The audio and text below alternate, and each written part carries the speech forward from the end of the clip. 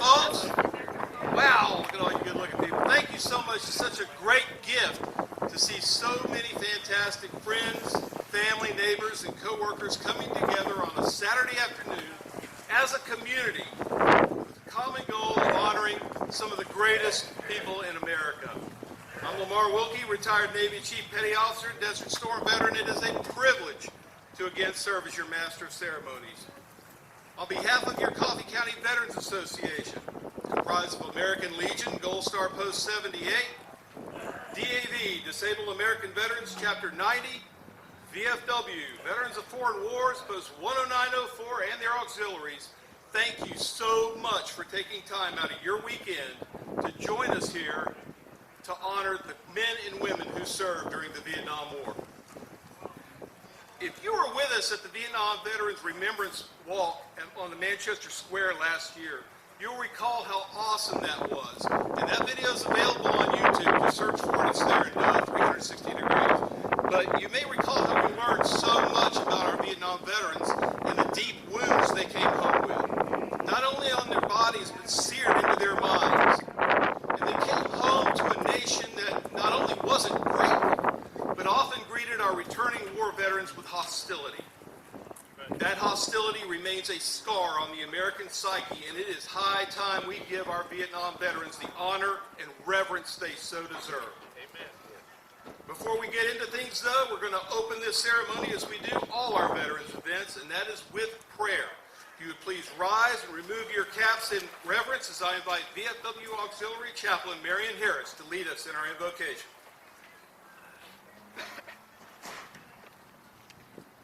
Heavenly Father, we bow before thy throne of grace, humbly thanking you for the privilege of assembling ourselves together here to pay honor to those who served this great country. Be with all of the family members, all of the veterans, and especially those who have survived. Be with the members of the family of those that we lost, and we ought to always remember them and always be mindful of others. Thank you for all the people who have assembled here to pay tribute to these brave men that served our country so well and were so ignored and unrespected for so many years. And finally, they are getting what is due them, our honor and respect. These things we pray in the name of Jesus. Amen. Amen. I have to tell you, a week ago it was forecast to be rain today, and we have been fervently praying for perfect weather and no rain, and look what we have. Hey, you can't tell us prayer doesn't work. Thank you, Chaplain Harris. Please remain standing as we render honors to the flag of our great nation. The Tullahoma High School Marine Corps JROTC Honor Guard will now post the colors.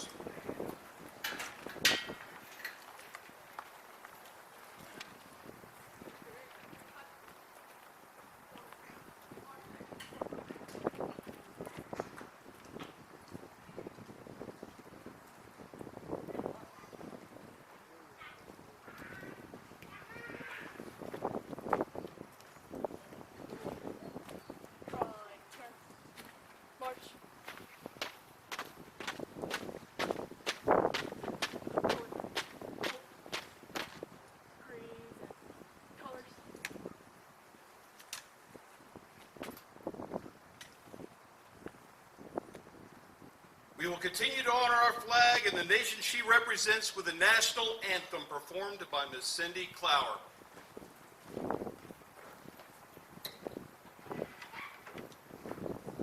Oh, say, can you see by the dawn's early light what so proudly we hailed at the twilight's last gleaming, whose broad stripes and bright stars through the perilous fight o'er the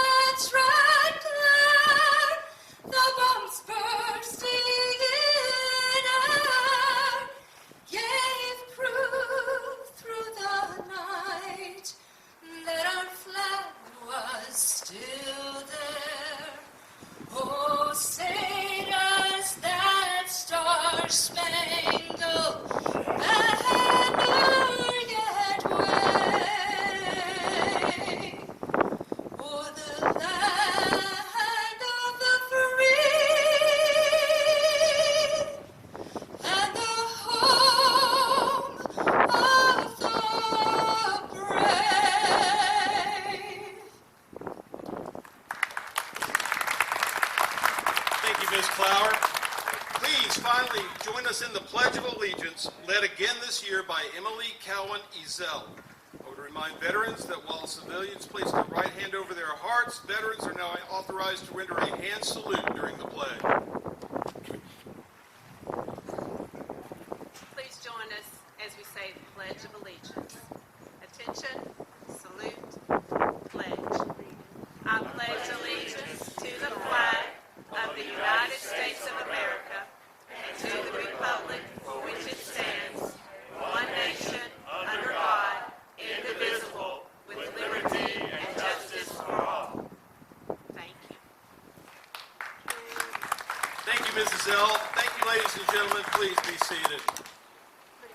Emily Cowan Ezel is a third grade teacher over at Cowan Elementary School in Franklin County. She was awarded VFW's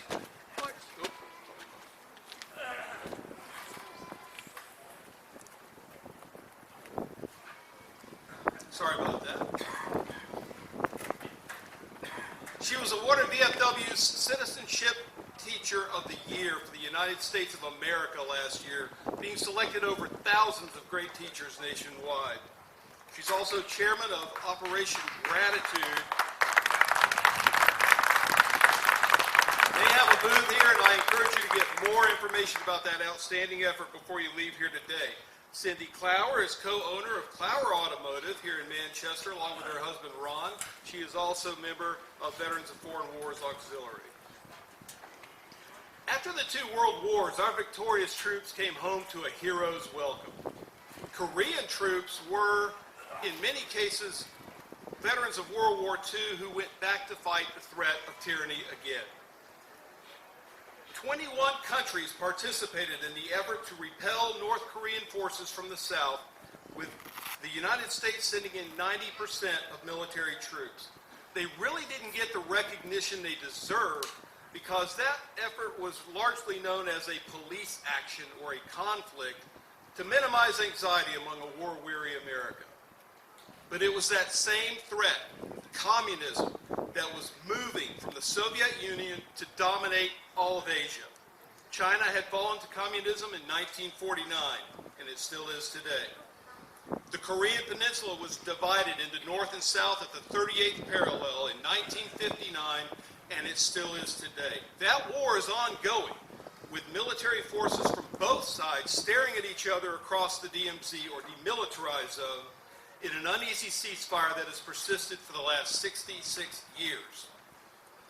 When communist forces moved to take over Vietnam, America responded by sending in troops to push back. Our government reinstituted the draft, and eligible adult men were drawn at random, given basic training and a rifle, and sent to a country many of them didn't even know existed until then. Many of them didn't understand the concept of jungle warfare. They were unfamiliar with the terrain, the language, the culture. It was also the first military effort chronicled in graphic detail by television cameras. American media largely supported our war efforts early on, but coverage became increasingly negative as time passed. People saw war up close and personal, right on TV in their living rooms. And folks, it was often barbaric. Our enemy didn't believe in the Geneva Convention or fighting fair. So our troops experienced horrors that haunt them to this day, 50 years later, keeping them up at night and sending them into a panic if they hear a certain sound or smell a particular scent. When they returned home, they were screamed at, spat on, called horrific names and worse, often before they could even get out of the airport. The media and drug-crazed flower power counterculture made our victorious troops out to be the villains. This confused and angered our war veterans who had done their jobs and done it well. And many still can't get the recognition they deserve or the medical treatment they deserve because they served in areas that our government still maintains our troops were never in. Service records have been redacted or purged, removing any mention of the very actions that resulted in their injuries or illness. As a result, the evidence required to establish service connection for VA medical treatment has been destroyed. Vietnam veterans have had it worse than any other military demographic in American history. And while many people may argue that the Vietnam War is the only war America has ever lost, they still can't explain how our troops could lose a war having never lost a single battle, not one. Thankfully, times and attitudes have changed, and Americans have become far more appreciative of the efforts of our military forces. Just know that 50 years ago, today's sense of gratitude for our fighting men and women was virtually non-existent. Let us resolve, here and now, as individuals and collectively, to never allow such disregard and disdain of our military heroes to happen again.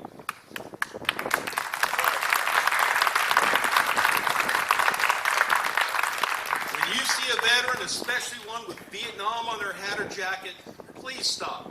Ask them where they served over there, what their assignment was. Be receptive to what they have to say. Look them in the eye, shake their hand, thank them for their service, and welcome them home. That small effort of gratitude, which is way overdue, is still something that they need.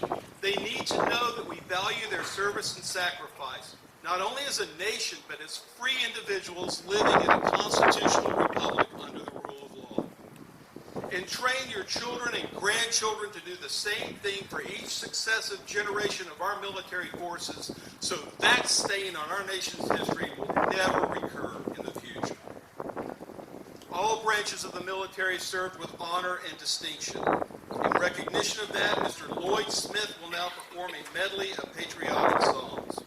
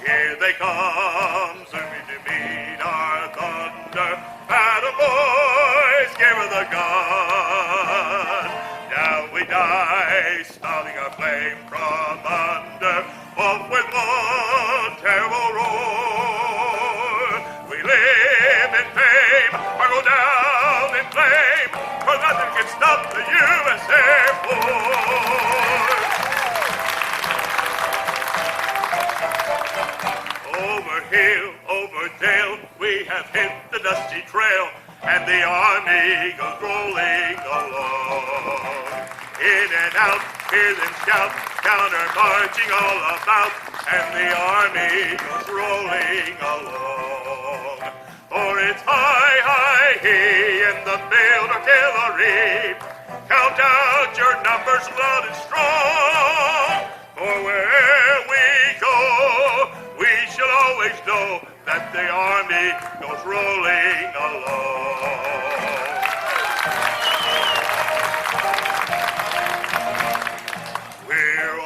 Ready for the call, we place our trust in thee. Through howling gale and shot and shell to win the victory. Semper Paratus is our guide, our pledge, our motto too. We're always ready to or die. Coast Guard, we fight for you.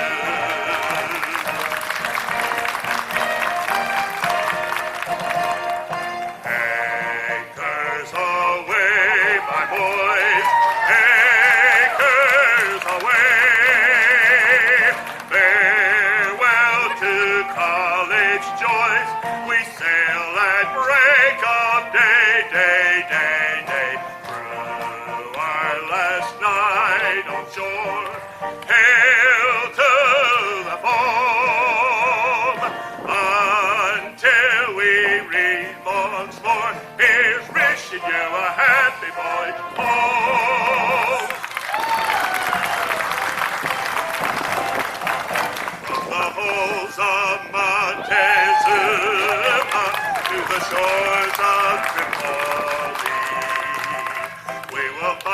our country's battles in the air, on land and sea. First we fight for right and freedom, and to keep our honor clean. We are proud to claim the title of United States Marines.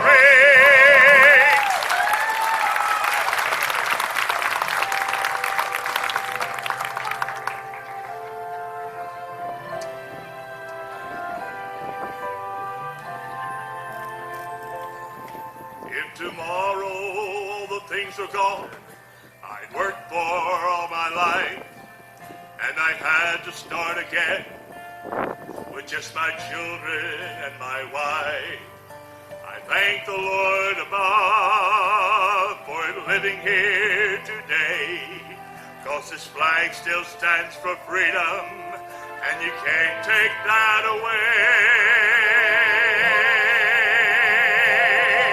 And I'm proud to be an American, where at least I know I'm free. And I won't forget the ones who died, who gave that right to me. And I'll proudly stand up next to you and defend her still today. 'Cause there ain't no doubt I love this land. God bless the USA.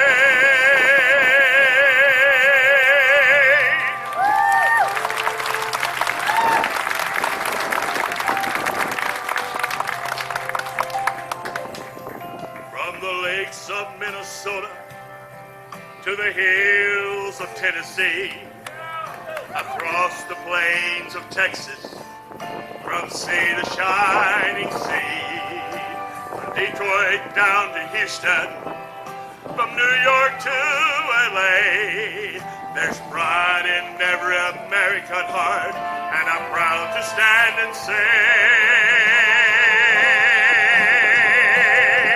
that I'm proud to be an American, where at least I know I'm free.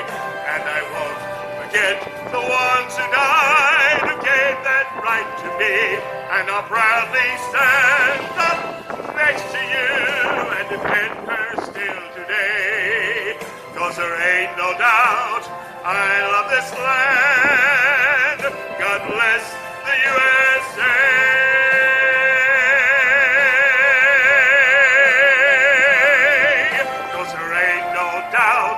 I love this land. God bless the USA.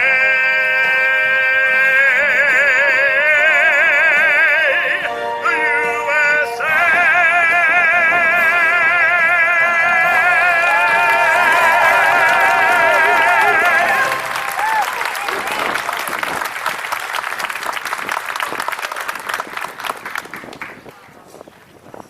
Wow, thank you, Mr. Lloyd Smith. That was fantastic. Mr. Smith has performed many times at a variety of events, and it's always a gift to hear him perform. It's his way of giving back, and it's greatly appreciated.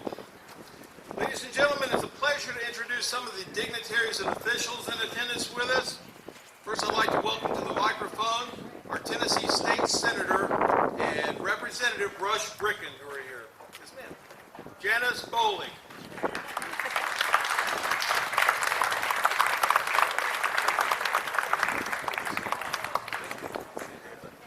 Good morning, good afternoon now. Which mic? Okay, you've got my backside. It is an honor to represent you in Nashville, Tennessee, and I would be remiss if I didn't say my heartfelt gratitude.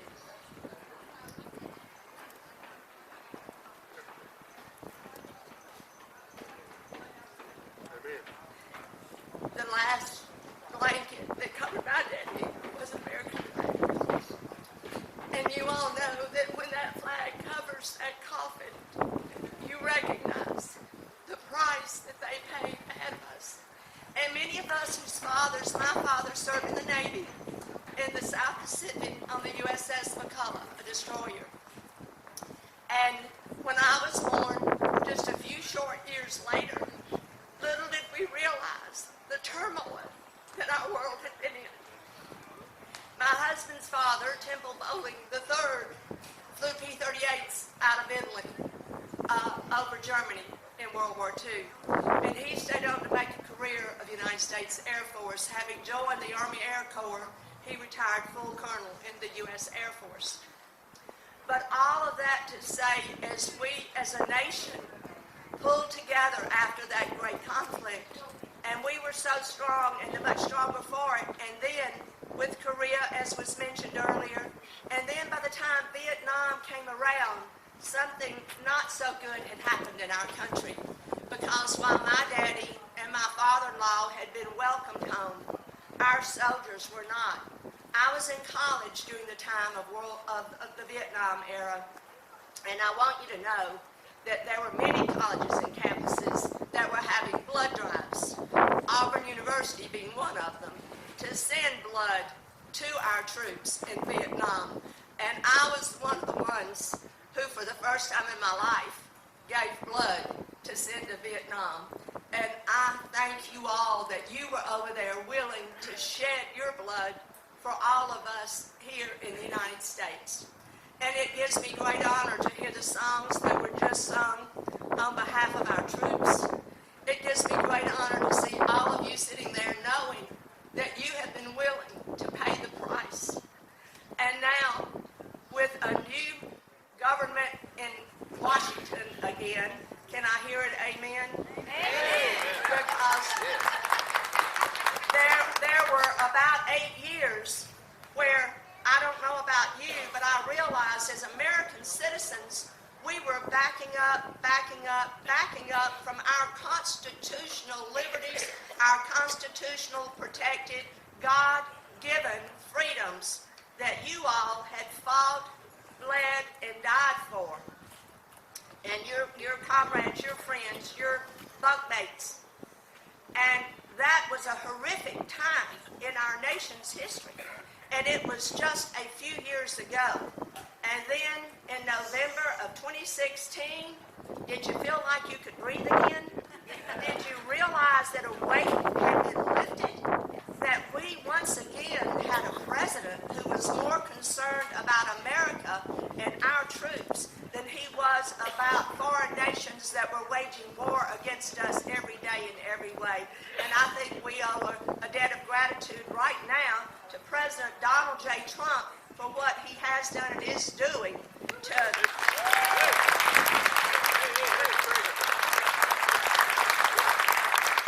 And now, oftentimes, the fight has been brought down to the state houses because there are still people whose last name is Soros and others who are instigating legislation, and they're trying to divide and conquer and trying to get one state house after another to abandon our constitutionally protected, God-given liberties.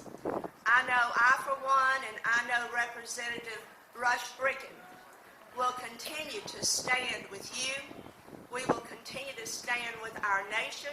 We will continue to stand with our God-given, constitution-protected freedoms, and we will do our best to keep government off your back, out of your pocket, and doing those things that it's supposed to do so that we can raise our children and grandchildren in the fear and the admonition of the Lord. Thank you for allowing me to share this day with you.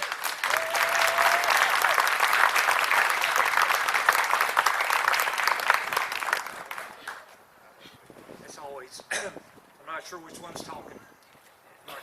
This one, it's always an honor to follow our Senator Janice Bowling.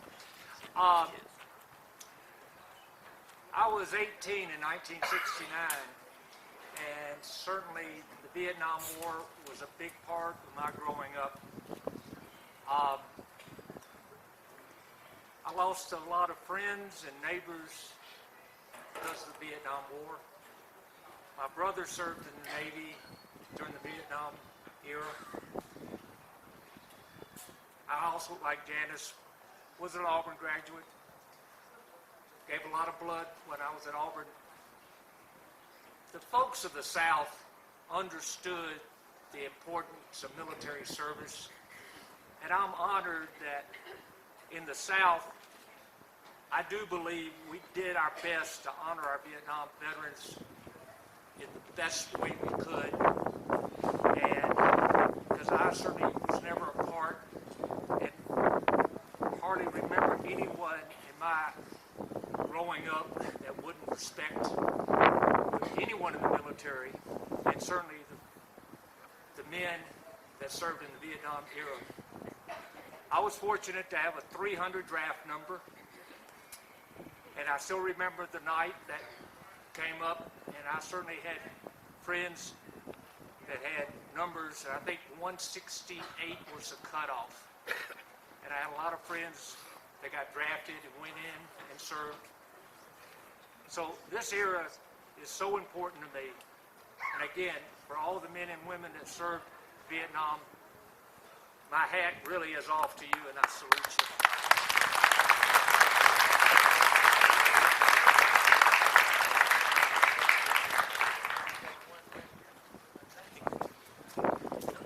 Thank you, State Senator Janice Bowling and Representative Rush Ricken.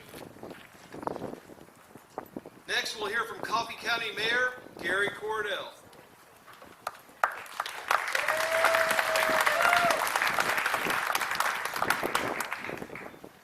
I didn't know you were going to hear from the mayor, but my remarks will be really short. I want to thank you for your service, and we were reminiscing a while ago and went through the building a while ago, and saw a guy that I knew from Palmer, Tennessee, his picture on the wall there. And that's troubling, Howard. And I just want to thank you for all you've done for this country, for our veterans, and for our Vietnam veterans. And I vaguely remember when Quezon was going on and hearing those reports at night on the news. And we had old black and white TV, and I think, what's going on in this world? And but it was really humbling and troubling to see some of those reports that night of our men and women in combat and the lives that they lost in those conflicts. But I want to thank you for your service. I want to thank you for the honor of serving as your mayor in Coffee County. I want to thank our veterans and all our military. I want to thank you for all that you do. And I think it'd be very important, as Janice said a while ago, that if there ever a time in history that we need to really be praying for this republic, it's now. With all the stuff going on in Washington, whatever, some of these politicians, you just want to grab them and, well, I said a while ago, well, I'll be quiet. But I told Howard a while ago, you want to take some of them over to Cuba and just drop them out without their shoes. But anyway, I want to thank you for all you do for this republic and this country, and may God bless America and God bless Coffee County. Thank you. Thank you, Mayor. We appreciate your kind words and leadership. Now with a special announcement, we'll hear from Amanda Morton, the Activities Director of the Manchester Recreation Center, which is that way. Right down the road.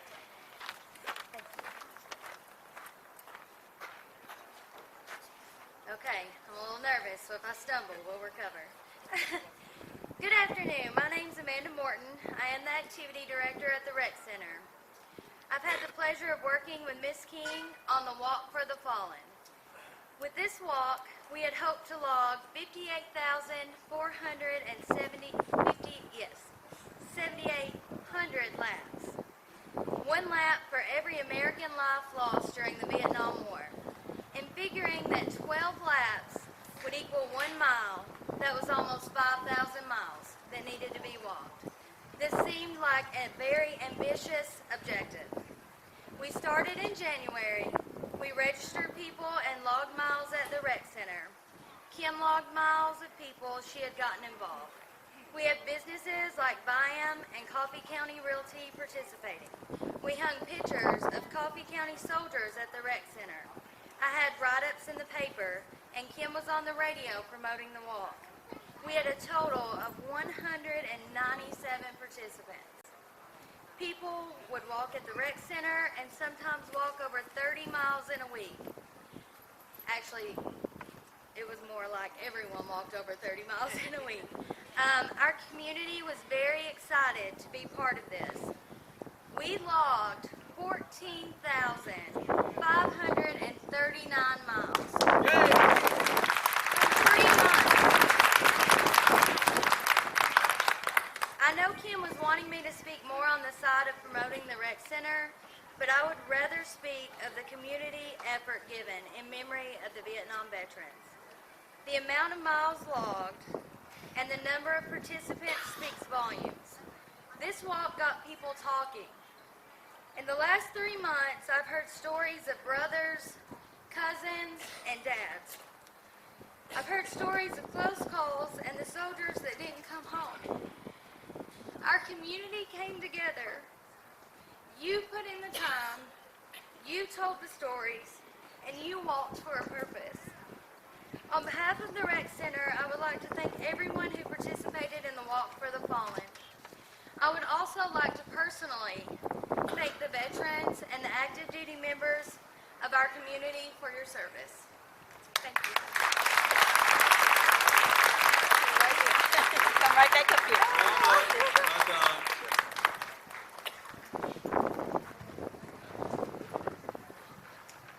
Amanda didn't tell you this, and I'm going to thank her.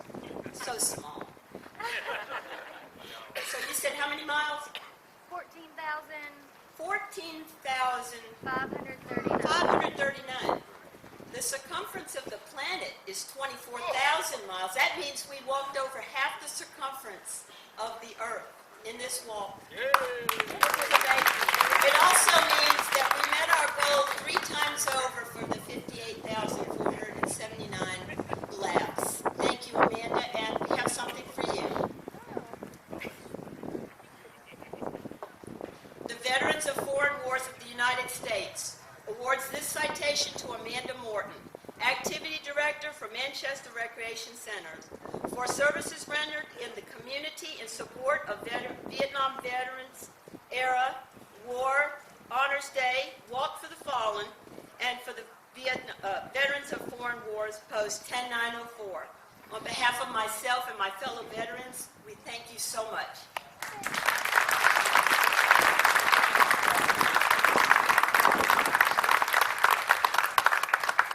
Well, that was great. Also with us today is the Tennessee State Commander of the Veterans of Foreign Wars, Michael Rood.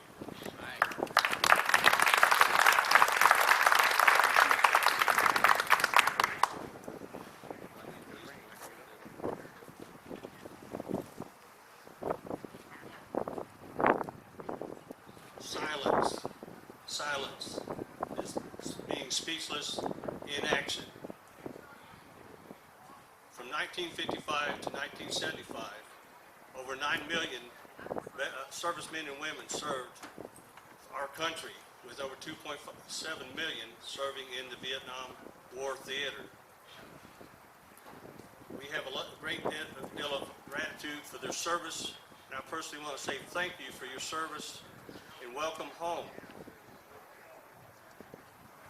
Your welcome when you return home was a disgrace to our country. It was shameful, but we have a great deal of debt to the Vietnam veterans for what you did after you returned home. You made this country great. Most of our Vietnam veterans are now, we have 70% Vietnam veteran membership in our veterans organizations, which has made our veterans organizations strong. And what you did for our Iraq and Afghanistan veterans when they returned made us so proud.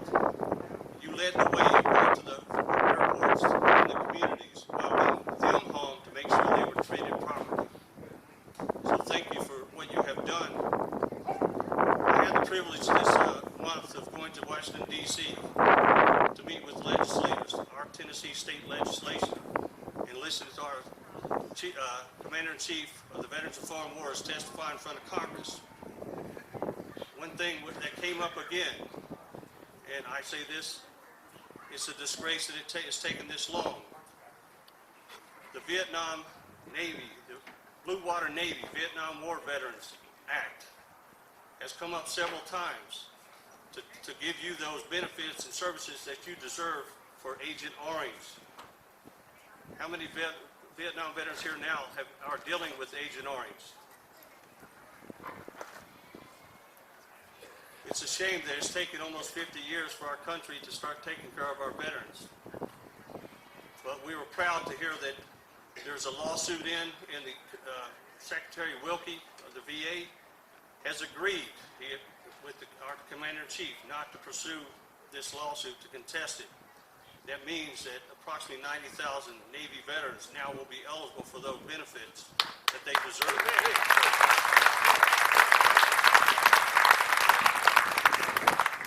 And I always say I give credit for the Vietnam veterans. Has anyone heard of burn pits for the Afghanistan veterans? That is now in legislation. They have legislation for a registry to actually register veterans as they leave the service to make sure they get the health care they need, that they get registered. I can tell you this is only happening because of the Vietnam veterans fighting for the last 40 plus years for the Agent Orange benefits. This has made a huge difference for us. PTSD today is recognized. Vietnam veterans, was there such thing as PTSD whenever you left the military? No, normally it was considered shell shock.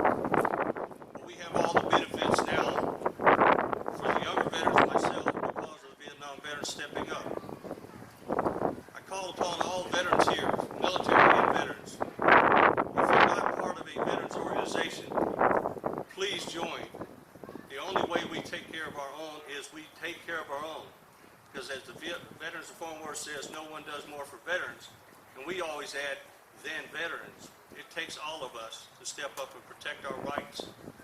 We're calling on our current generation to come help us. They're gradually coming in. They're realizing that they need to lead the way. Again, thank you, Vietnam veterans, for what you have done. Welcome home. Please consider joining our organization to help us fight the fight and keep the pressure on our legislators and make sure that they do the right thing for all of our veterans. Thank you.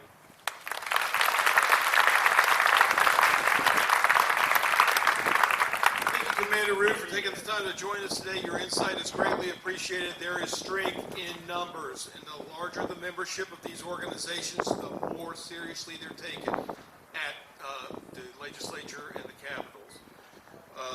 Next week, please welcome Mr. Jerry Jesh with the Marine Corps League.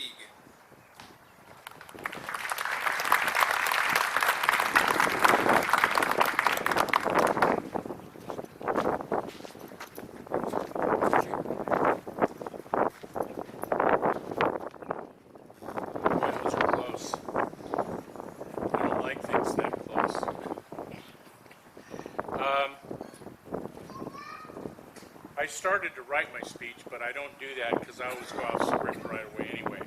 So here it is right here, and there's only 27 pages left in this. So I just kind of give myself a couple of little notes to know what I'm going to do and then wing it. Okay, so you're going to have to stop me if I run too far out in the woods.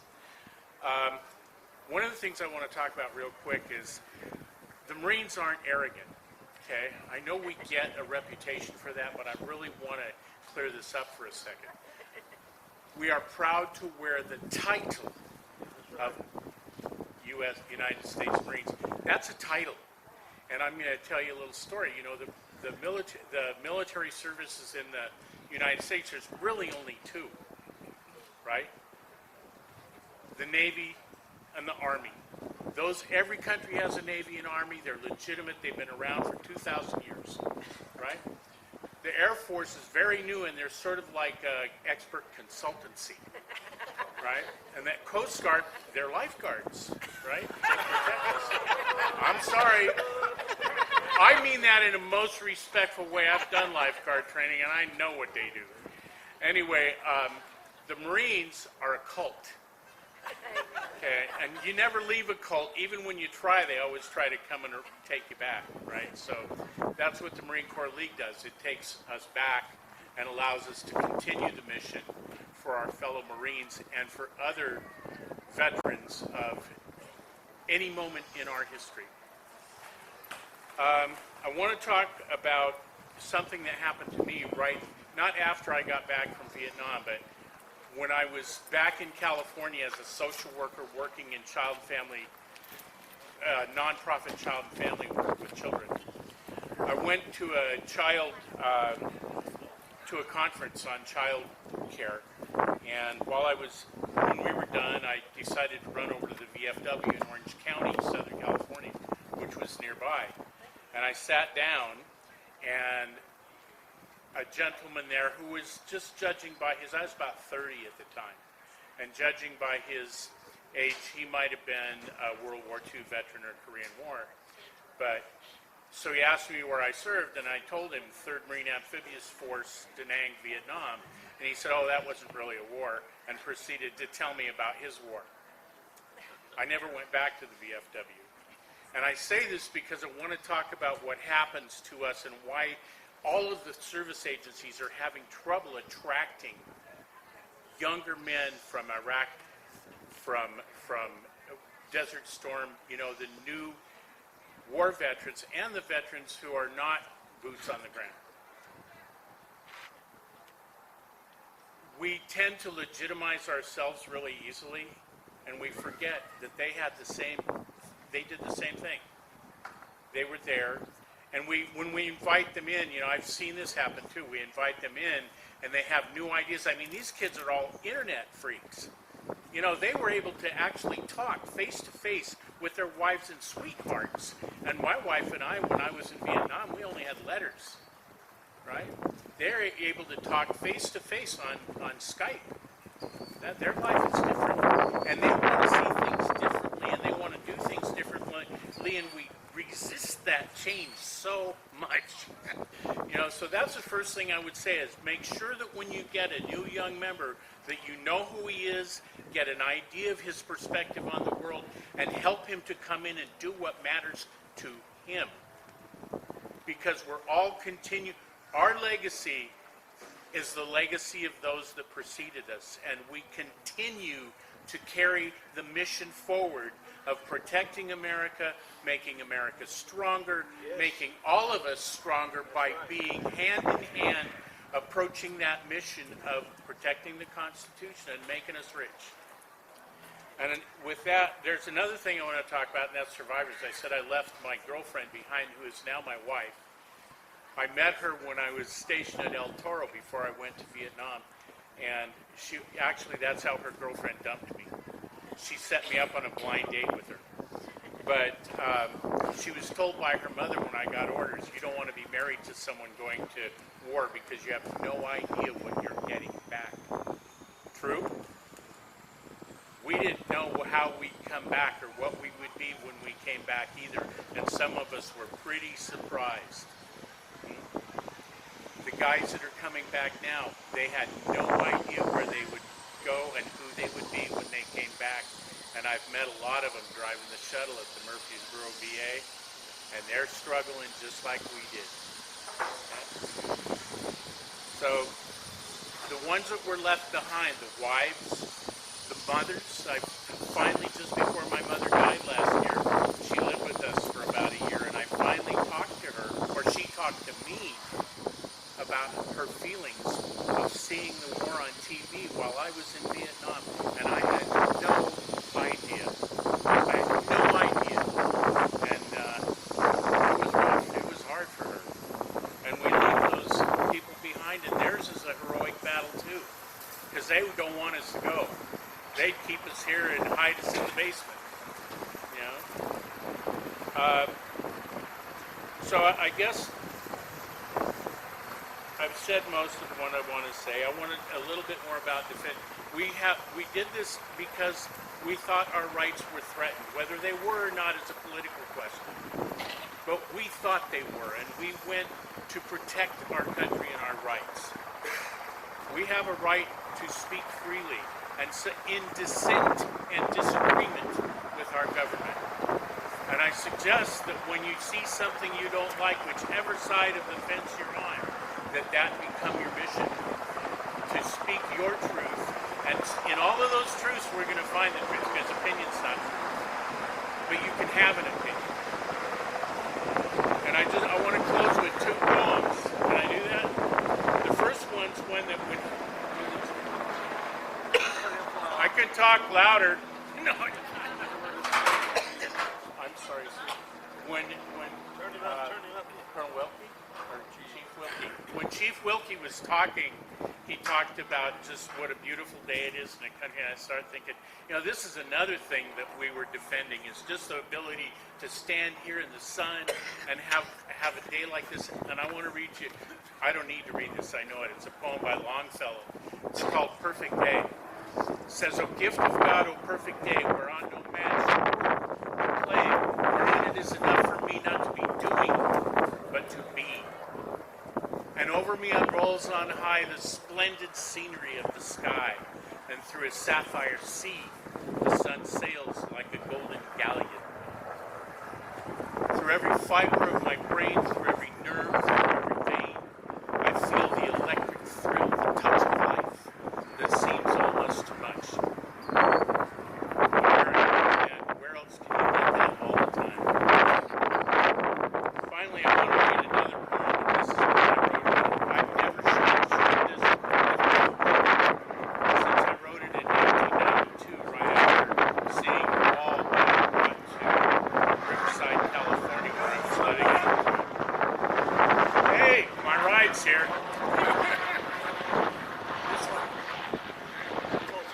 My ride's here. So if you'll excuse me a minute, I need to bring it up on here because I forgot to bring the printed thing. There we go. This is hard for me to read, but it's about being a survivor of Vietnam.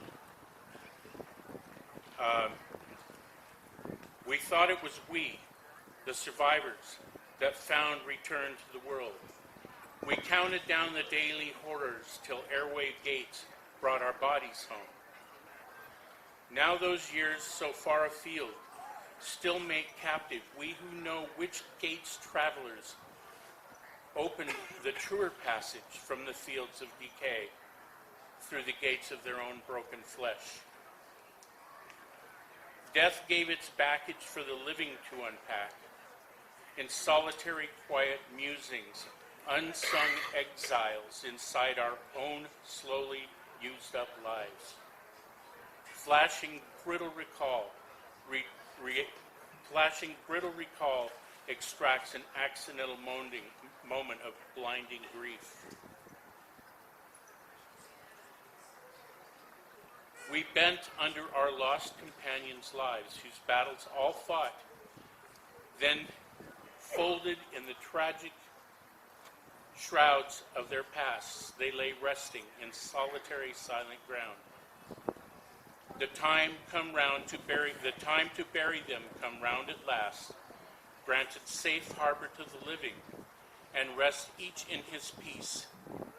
Grieve them all, lost and whole in honest reckoning, finally quitted from the survivor's custody of death. Help live on the bedraggled warriors who meandered back invisibly wounded, injured by those losses and the shame, bearing the testament for their dead till all perish from memory in the earth. Thank you. And thank you, my friends.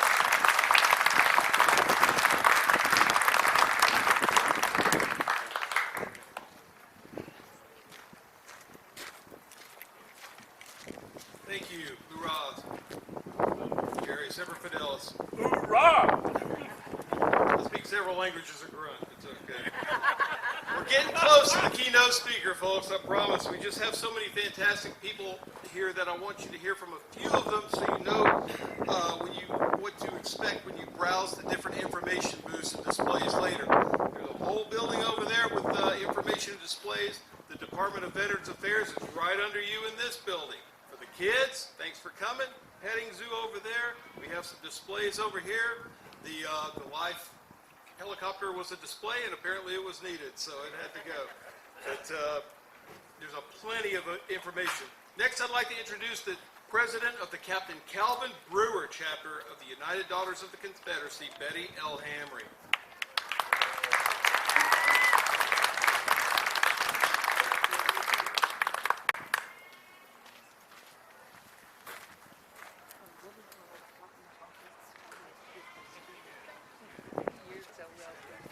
Hello, everyone. Thank you so much for coming today to honor these wonderful so gallantly for our country. I'm Betty Hamry. I'm president of the United Daughters of the Confederacy here in Manchester, Tennessee. We actually have been around a long time, not me personally. We were actually established in Nashville, Tennessee on September the 10th, 1894. Our objectives have always been historical, educational, benevolent, memorial, and patriotic. We originally came into being to support and assist in the care of Confederate soldiers, their graves, their families, and our Southern history. We've erected monuments and buildings in their memory. We fund scholarship programs. We sponsor essay contests. We award ROTC medals. We fund programs to restore and maintain the monuments. We donate money to several organizations here in Manchester and across the state of Tennessee. We also donate money heavily to the Haven of Hope here in Manchester. And most recently, we heard of the special need for Haven of Hope in Bedford County. So we did not hesitate to get things together for them also. And as you know, Haven of Hope is a center that cares for domestic violence survivors, the children and the women. Today, we're proud to honor all veterans throughout this great country. The United Daughters of the Confederacy have offered assistance to veterans through a variety of programs, beginning with World War I. We made it our mission during World War II to not only support our troops, we donated money to support homeless children in Belgium and in France.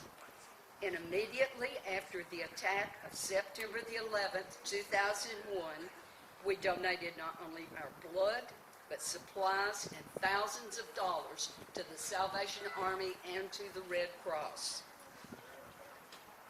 Not only to the Red Cross, but also to victims, survivors, and the survivors' families.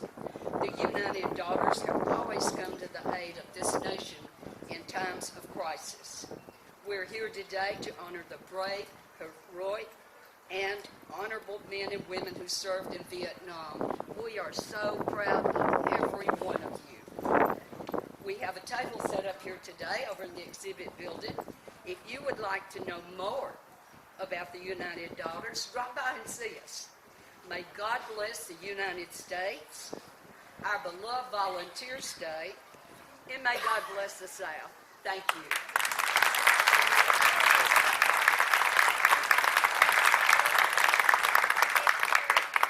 Thank you. And now, ladies and gentlemen, a special presentation from your Veterans of Foreign Wars, Post 10904 Auxiliary President, David King.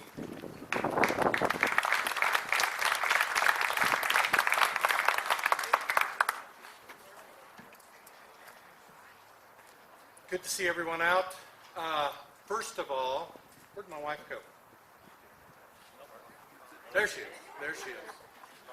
You know, everything that I say has to be proofed by her. So I was following orders, I did everything, and she proofed all this. Could you please come up here, dear?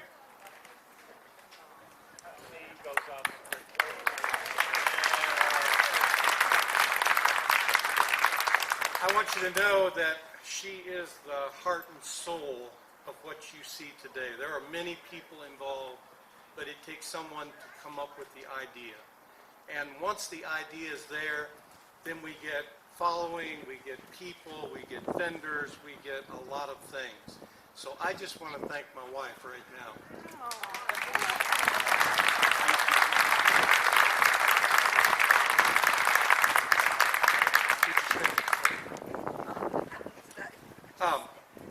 I want to just reiterate, we have the National Teacher of the Year, but I also want to tell you that we also have had the High School Teacher of the Year state winner, Todd Payne. We had a middle school winner, state level, James Haggard. So we are really trying to represent the teachers in Tennessee and make sure that they are represented statewide and nationally. So thank those people very, very much for a job well done.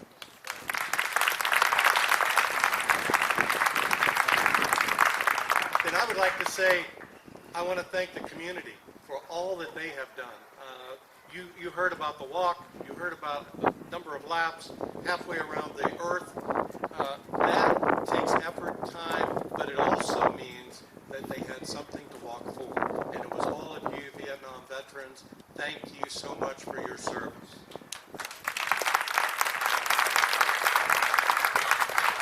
And I want to thank Will Pinnell, who I help coach a basketball team with. He's also the art teacher over at Westwood Middle. I've got some awards that I want to give to some winners of the art. Matter of fact, the art displays are in the big room over there. But let me just start out with Elizabeth Penloza. Come on up.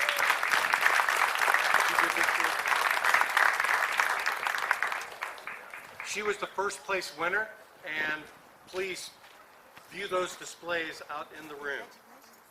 Carla Rios,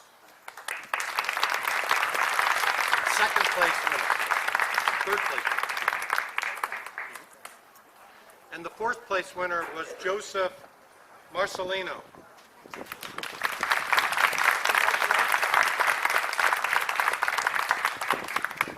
And while Joseph is coming up, this was Veterans Day pictures that they had done, and they did a fantastic job. I think we had over 125 pictures from Westwood Middle.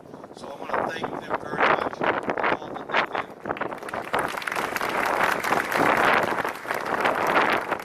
And I would be remorse not to welcome our Vietnam veterans. After all these years, I was in that era. I did not serve, but I was in that era, and I know what happened when they came back. I want to thank all of you from the bottom of my heart for all that you did for us. I also want to encourage all of you to support our vendors that are over there. We have t-shirts and hats that help support this event that costs some money. So please feel free to go over and purchase your hearts away for all the things that are over there. Thank you very much.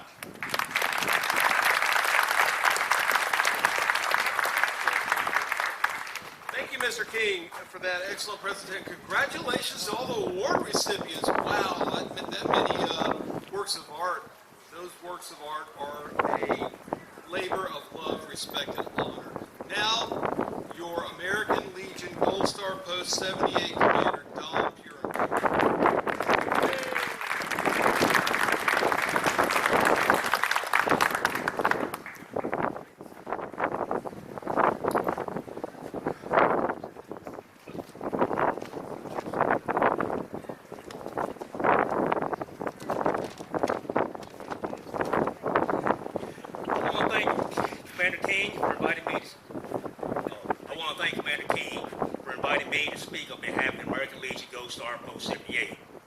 I'd like to thank you, community, for supporting the event to honor our Vietnam veterans, for the courage and their sacrifice, and their families for the courage and sacrifice. My father served in Vietnam during the Tet Offense in 1967-68. He would never talk about what he did during the time. I remember watching TV with my mom, seeing the pictures of war. I was only 7 at the time. One following my father's footsteps, I too served this great nation in 2 conflicts. I hope I've made my dad proud. Now I see myself serving in another capacity, volunteering for the American Legion. Continue to help veterans and their families. Every year, the American Legion, we give out Christmas baskets. We help veterans with housing, finances, and personal needs. We also support the Legacy Fund, scholarship for children whose parents are 50% or more disabled. We support Boys State, Girls State, American Legion baseball, and youth activities. Did you know the American Legion is 100 years old this month? We would not be able to do this without you, the community. By supporting our dinners, our fair booths, we're here today, right over here, We're serving hamburgers and hot dogs. So if you get hungry, come by and see us. We are able to continue to support our veterans and their families. And thank you, Commander King.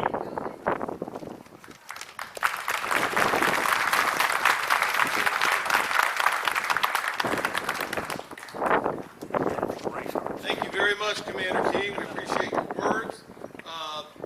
Yeah, we have a lot of vendors here, displays, food, coffee. There is no reason for anybody to leave here hungry today, especially with the great music coming up. You know, I mentioned love, respect, and honor. Those are three feelings we should all feel for our veterans, especially our Vietnam veterans. Any reservations about that should be put to rest after today's keynote speech presented by Mr. Howard Thompson. Mr. Thompson has been the keynote speaker at many of our veterans events.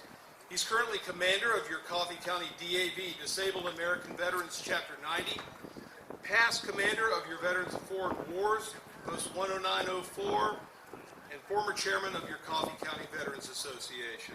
He owns Thompson Jewelers in Tullahoma, where he sells masterpieces of jewelry like this one, and with his lovely wife, Pat. He is first lieutenant in the United States Corps of Army Engineers, and it is a Vietnam War veteran. Ladies and gentlemen, it is an honor and privilege to introduce my brother-in-arms, friend and colleague, Mr. Howard Thompson.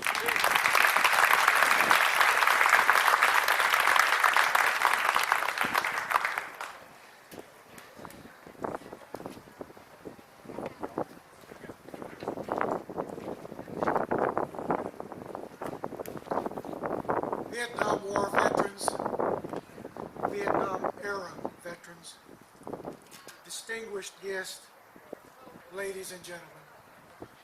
It's an honor to speak to any group honoring veterans, and it's a privilege to be here today. On the 4th of July, 1776, 56 men risked their lives, their fortunes, their sacred honor to sign the Declaration of Independence. The second paragraph of that document reads, "We hold these truths to be self-evident, that all men are created equal, that they are endowed by their Creator with certain unalienable rights, that among these are life, liberty, and the pursuit of happiness." The signing of that document established a defense of principle, which has been a hallmark of the United States ever since. But it would be the military, the soldiers and the sailors, that would fight for and win our independence and make the creation of a new nation possible. And it would be the military forces of the United States of America that would thereafter fight for freedom for people all around the world. Vietnam veterans, you are their legacy. Of all the titles that one can earn, none is more honorable, more noble than that of United States veteran. You are part of the broken lineage of veterans from 1776 until now, who has never failed our nation. Do not ever forget that. Yet Vietnam veterans, even unique, throughout history, America's veterans have returned with honor and respect for those who went. Those that would place their lives in jeopardy for the country. Our heroes, World War II veterans, returned home with honor and respect, as they should have. There were patriotic celebrations, parades in the streets of America. We returned home to protest and riots in the streets, to disrespect and in many cases outright hostility from our nation, from our neighbors, even from our heroes. We were branded as losers, bums, derelicts, and baby killers. But it had nothing to do with our service, nothing to do with our performance in the war. How could that happen in the United States of America? Why would a nation allow their sons and their daughters, who gave so much, even their lives, to be treated so poorly? The answer is not a simple one, and I do not have time to fully answer it. Most of us were born during or shortly after World War II. Our parents were part of what is known as America's greatest generation, rightly so. Not because of what the military did alone, but because of what the citizens of the United States were, their character, their values, their actions, and their patriotism. It's easy to see, easy to show that we are speaking English,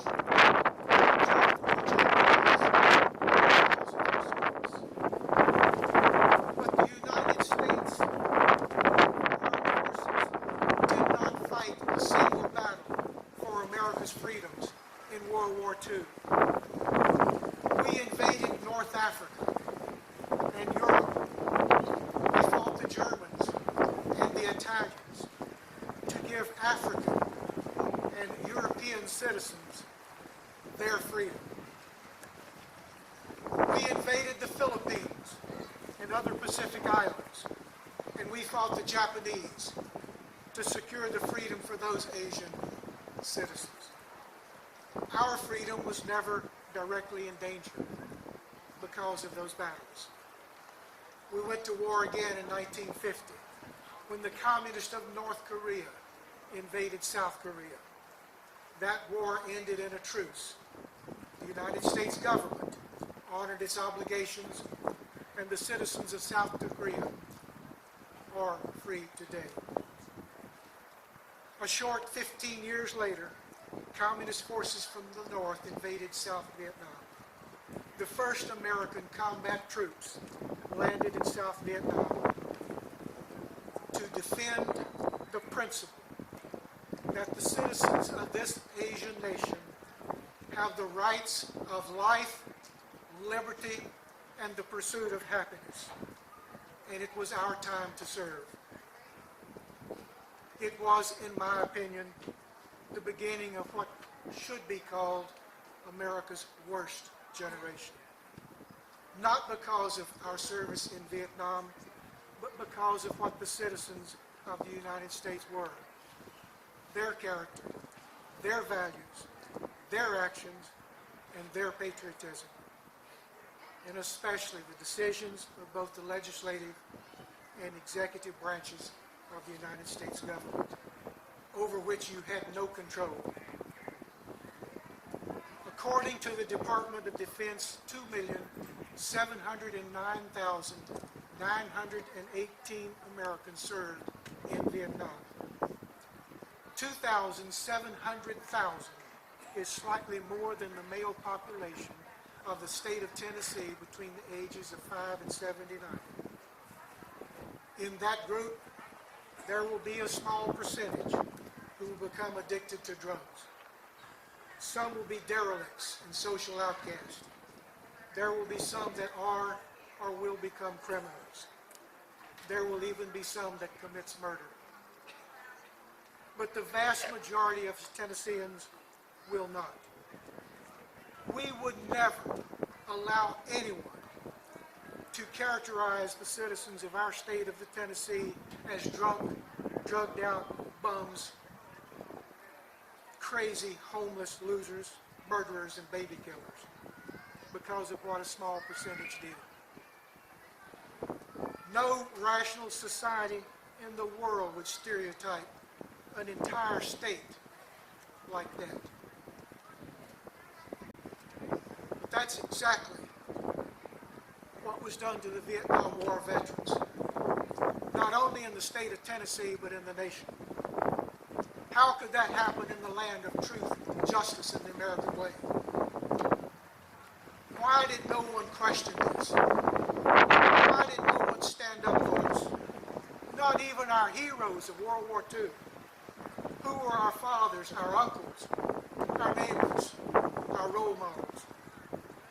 Not even the active veterans who were members of the VFW and the American Legion. And in many cases, members of our own church turned their back on us. What caused the American people to believe their own sons and daughters could be such horrible human beings? Where did they get that idea? During the mid-1960s and 1970s, where did America get most of their information? From the same place we do today. To make my point, what do you actually know about Presidents Kennedy, Johnson, and Nixon? Absolutely nothing, unless you met them. What you think you know about them, you saw on TV or heard on the radio or read in a newspaper, a magazine, or a book. And what you saw, what you heard, and what you read was what someone else chose for you to see, to hear, and to read. It's called programming and editing. President Nixon, in his book, No More Vietnam, said, "No event in American history is more misunderstood than the Vietnam War. It was misreported then. It is misremembered now. Rarely have so many people been so wrong about so much. And never have the consequences of their misunderstanding been so tragic." End quote. There were a lot of TV programs, many documentaries, many books and articles written. The majority of these portrayed myths about the Vietnam War and its veterans as facts. And one of the most critical is that we lost the war. That implies that the Vietnam veteran failed. He is a loser in life and in battle. George Washington lost the Battle of Long Island in 1776. The British burned the White House in 1812. General Wainwright surrendered 11,500 troops on Corregidor, and 4,000 troops surrendered in one day during the Battle of the Bulge. In World War II, we won all of those wars. Nothing like that happened in Vietnam. We did not lose a single battle, not one. No unit larger than a platoon surrendered. According to the Department of Defense, there were 687 POWs repatriated. There's almost 1,600 that are still missing. Most are all pilots and air crews. So how can you lose a war and never lose a battle?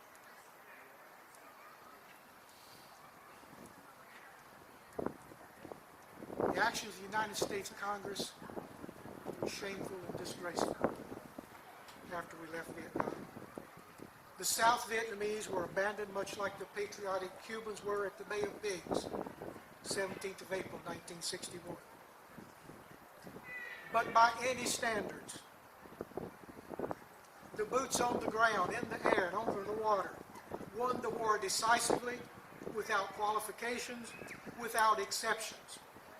The overall performance of the Vietnam veteran, you, was extraordinary. It was equal to or better than our heroes in World War II and even the Revolutionary War. But that's not what was reported on television. That's not what you could read in the newspaper or magazines like Newsweek. An example is how Walter Cronkite reported the largest battle of the Vietnam War, the Tet Offensive. They attacked on January the 31st, 1968. They attacked Saigon and 80 other cities. They most important strategy was to take over the radio stations and broadcast propaganda, causing the people to rise up and support them, calling for their support over a victory, great victory over American forces to drive them out. The attack on U.S. Embassy gained the most notoriety. It was over in just a few hours. It took 25 days before we beat them in Hue, but it was a total defeat for the communists. It was a disaster for the communists. The South Vietnamese people did not rise up and support them. Another popular myth was that we could never win the support of the Vietnamese people. They had a choice, and they chose not to support the Viet Cong. Of the 80-plus attacks, not a single one was successful. Every single one failed in its mission. But on February 1968, on the CBS Evening News, Walter Cronkite reported, "Tonight, back in our familiar surroundings in New York, we'd like to sum up our findings in Vietnam. An analysis must be speculative, personal, and subjective. Who won and who lost the Great Tet Offensive against the cities? I am not sure. The Viet Cong did not win by a knockout, but neither did we. Mr. Cronkite always said, that's the way it is. Clearly, that's not the way it was. The communists were so beaten down that they took 2 years without our support for the North Vietnamese to overtake them. 2 years. We were not even in Vietnam when the war ended. How on earth can you lose a war when you're not there? Nobody ever says that. Probably the worst and most personal accusation against Vietnam veterans is that we were baby killers.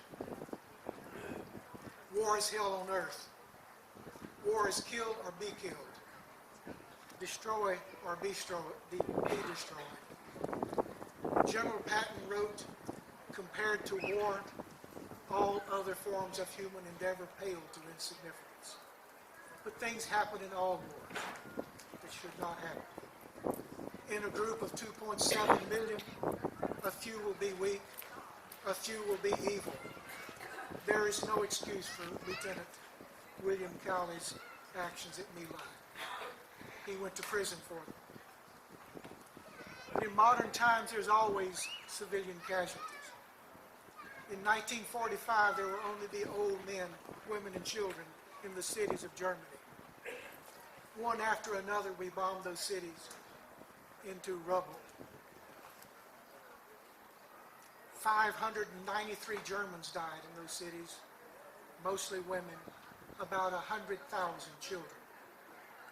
Also in 1945, we bombed Tokyo, Japan. 100,000 died. Hundreds of thousands were homeless. And then 2 atomic bombs killed 90,000 people instantly. Tens of thousands died within days. But nobody called them baby killers. When Ken Burns and his DVDs came out, Volume 3 showed the burning of 150 grass huts in Cam My in Vietnam, burned by our troops after somebody from that village shot one of his men. CBS reporter Boris Schaefer begins his report, "This is what the war in Vietnam is all about." Later he says, "The day's operation burned down 150 houses, wounded 3 women, killed 1 baby, wounded 1 Marine, and netted these 4 prisoners." World War II veterans are heroes, and they should be. They are. Vietnam veterans were portrayed as villains, and nobody questions the reason. More bombs were dropped in Vietnam and in a smaller area than in World War II. Yet not a single Vietnamese city was destroyed like those in Europe or Japan, not one. Jane Fonda claimed in her protest anti-war, yet she traveled to North Vietnam, the country that started the war, the country that invaded the South. She told them how wonderful they were. She sang songs to them and applauded them. She sat on the seat of the aircraft gun, designed man to kill Americans. She smiled as she walked down the street with communist soldiers in uniform. That doesn't sound like anti-war to me. Jane Fonda did not travel to South Vietnam. She did not have her picture taken away or go to plays with any of the more than 3,500 school teachers, city officials, city leaders, doctors, their families, and then including their children, before they were murdered by the Viet Cong at the beginning of the Tet Offensive in Hue. Their bodies were discovered in shallow graves by the 82nd Airborne. The first one was a mother. The second was her baby. VC often forced village leaders to watch as their family was murdered before they were executed. But I cannot find where they were called baby killers. I've never read that in a report or a magazine. I never saw that on television. United States presidents have a presidential library. It's to show their most important accomplishments, their contributions to the nation. So I hope you will visit over here the fine structure that I have chosen to be Jane Fonda's legacy library. If we couldn't bring it out here, it would get blown over. But it contains what Vietnam veterans got from her. There are photos there and comments on both sides. I would like to read just one. Please listen. I, a socialist, think that we should strive toward a socialist society all the way to communism. That's the words of Jane Fonda. In closing, 1961, President John F. Kennedy borrowed the phrase from his high school headmaster, "Ask not what you can do for your country, ask what you can do." Ask not what your, I did that wrong twice. Ask not what your country can do for you. Ask what you can do for your country. Veterans, no other group service compares to what you did for your country. Bob Hope did 57 USO tours, including Christmas tours in Vietnam. He received more than 2,000 honors. But in 1997, Congress made him an honorary United States veteran. Only 2 people have had that. He said, "I have been given many awards in my lifetime, but to be numbered among the men and women I admire the most is the greatest honor I have ever received." This man was on a first-name basis with presidents, yet that's what he thought of you, the veterans. Vietnam-era veterans, you successfully stood guard around the world as a deterrent to foreign aggression, ready to defend your nation. Vietnam War veterans, we have seen the horror, the inhumanity of war. We have experienced things, seen things, felt things, heard things, even smelled things that changed us forever. Whether you were drafted or whether you volunteered, you have been there for your country.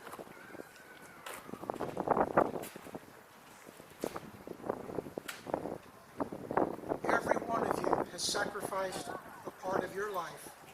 It's not that you could and others couldn't. It's that you did. You deserve honor, and you deserve respect, and you deserve an apology from America's worst generation. To all veterans, thank you for your service, and from one Vietnam veteran to another, welcome home, brothers. to all who've gathered here, thank you so much. God bless you. God bless the USA.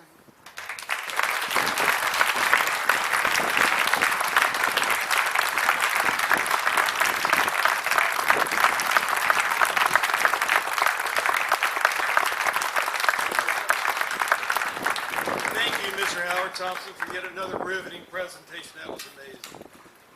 Are you in information overload yet? Yes. Well, folks, we're about halfway done. Just kidding.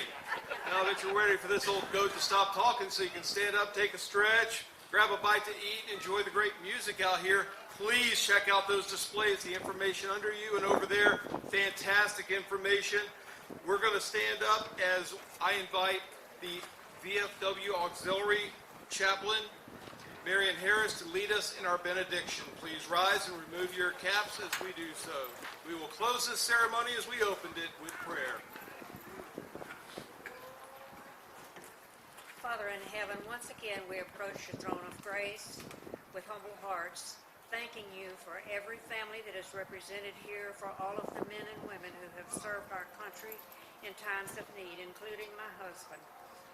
And we want to thank all of the people that made their speeches here, and may it all touch our hearts. And as we leave here to continue the festivities of the day, please remember all of our veterans and how grateful this nation should be. And we close by saying, God bless America, God bless the United States of America, and God bless all those who served. In Jesus' name, amen. Amen. Thank you, Chaplain. Thank you so much for being the kind of audience that masters of ceremony like me dream of. Please enjoy the Wanna Beatles. They're coming up, followed by the Ultimate Oldies, directed by Jamie Harden. Lots of food, lots of coffee, lots of information. Thank you so much. Come on up, Chief King. It is all yours. I'm just a master of ceremonies. This is the lady who put it all together. We've got the best entertainment in Tennessee coming up. We have the Wanna Beatles and we have the Ultimate Oldies. If you've not heard them, you're in for the treat of a lifetime. I just checked the radar. There's no rain in the forecast till tonight. So enjoy this beautiful day. I have to tell you, for 3 months straight, I've prayed for God to give us a beautiful day, and He did. God bless America. Thank you all, their speakers here today. Get some food and come out and enjoy the rest of this evening. Thank you.